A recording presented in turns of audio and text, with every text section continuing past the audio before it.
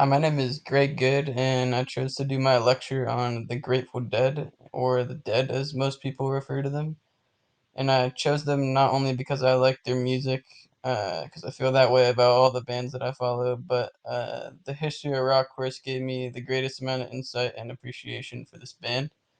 And the course enlightened me on how the band evolved and their impact on fashion, politics, and the psychedelic or acid rock movement and the genre. And during this presentation, I will take you through the Dead's 30-year history from 1965 to 1995 and their role in the psychedelic slash acid rock movement. And I will also highlight some of the band's most famous albums, discuss the atmosphere at a show, including the mix of fans and fashion trends, and finally bring you up to date with Dead and Company, a band that tours today and pays respect to the Grateful Dead's history and legacy. In the early 1960s, a little band known as the Warlocks was playing in random locations around the city of San Francisco, and that band later changed their name to the Grateful Dead in 1965 and would later be known simply as the Dead. In 1967, during San Francisco's famous Summer of Love, a free live music movement, and the Dead's hippie slash baby boomer following actually began there. And flower children everywhere came from miles and miles away to see the Dead perform, and this marked the beginning of the psychedelic or acid rock movement.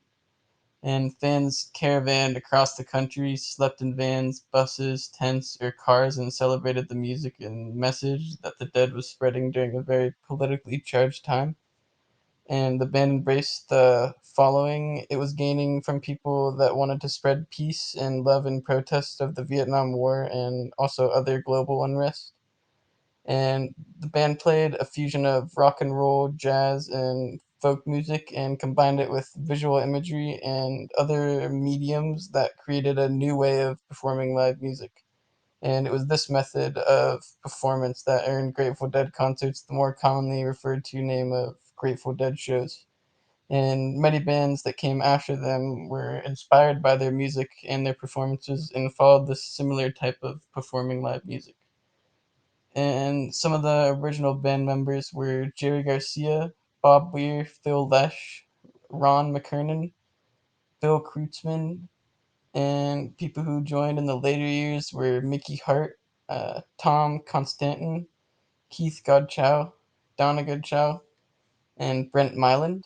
And the band toured together from 1965 to 1995, and it is said that they're one of the most successful touring bands of all time. And their last performance together was at Soldier Field in Chicago, Illinois on July 9th, 1995. And the band actually split up when Jerry Garcia died in August 1995, uh, which was in line with the band's association with the psychedelic rock movement and Dead shows being known as acid festivals, where many types of drugs, not just acid, were present. And Garcia died of a heart attack at a rehabilitation center in California after he had just kicked his heroin habit out. And Garcia's death came as no surprise to those that were close to him, especially his bandmates, because they were all pretty aware of all the drugs that he was doing and how bad his health was. But the fans around the world were devastated because they had no clue how severely poor his health was and how soon he would be passing away. And over the 30 years of the Dead's history, they released 77 live albums and 13 studio albums, and to date, they have sold more than 35 million albums worldwide. And one thing the Dead became most well known for was never playing the same set list twice at a show, and this inspired many things like Deadheads contacting each other to find out what songs the band might not play at the next venue and what songs they might play, and they never wanted to miss a show no matter how far they needed to travel. But this also inspired a series of albums released by the band's archivist, Dick Latvala, and those were named Dick's Picks. And there were 12 of these albums released, and each album was a collection of hard to find live recordings from shows recorded all over the world. And like the Dead set list, none of them were the same. And the top 10 best-selling Grateful Dead albums of all time were starting with number 10, Dylan and the Dead, which was released in 1989, 2 years after Bob Dylan and the Dead toured together. And then number 9, which was Go to Heaven, which was released in 1980. Number 8, In the Dark, which was released in 1987, and this contained the song Touch of Grey, which was the band's only top 10 hit ever. And number 7 was The Grateful Dead, which was released in 1967 and was the band's debut album. And number 6 was Blues for Allah, which was released in 1975. And number 5 was Shakedown Street, which was released in 1978 and include in the band's some of their most well-known songs with like Good Lovin', Shakedown Street, Fire on the Mountain, and I Need a Miracle. Number 4 was Europe 72, which was released in 1972 and was a combination of songs played during the Dead's 22 European shows in 1972. Number 3 was The Terrapin Station, which was released in 1977. And number 2 was Working Man's Dead, which was released in 1970 and was an album that was recorded in just 9 days and featured the songs Casey Jones and Uncle John's Cabin, two famous Dead songs that many bands cover still today. Number 1 was American Beauty, which was released in 1970, and this album contains several of the Dead's signature songs like Truckin', Friend of the Devil, and Sugar Magnolia.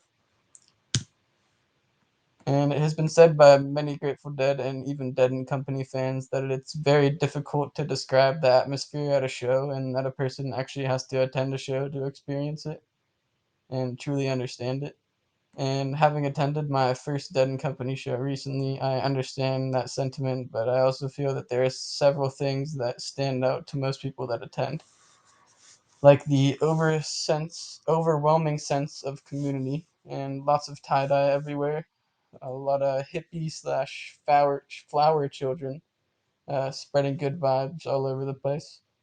There's also an overwhelming aroma of marijuana and an amazing theatrical show by the band. And there's great music, and it goes on for hours. And there's a lot of dancing, happiness, and people tripping out on crazy drugs. And there's a lot of positive energy and good vibes. And there's also a strong desire to do that again. 10 years after Jerry Garcia's death, some of the original members of the Grateful Dead came together to do a couple of shows to commemorate the 50th anniversary of the band. And after those concerts, John Mayer approached Bob Weir and discussed getting the band back together to tour and pick up where they left off when Jerry Garcia died. And today, Dead and Company tours and pays tribute to the Grateful Dead and also to carry on the spirit and following of the band. And during shows and during certain songs, the band will project videos of Jerry Garcia playing and singing. And during those songs, it brings back Deadheads to the days when the Dead was still touring and they're actually there. And I really enjoyed the Dead and Company show that I attended. And between History of Rock and attending that show, I can now fully understand how iconic the Dead was as a band and also as a movement that inspired so many people around the world. Thank you.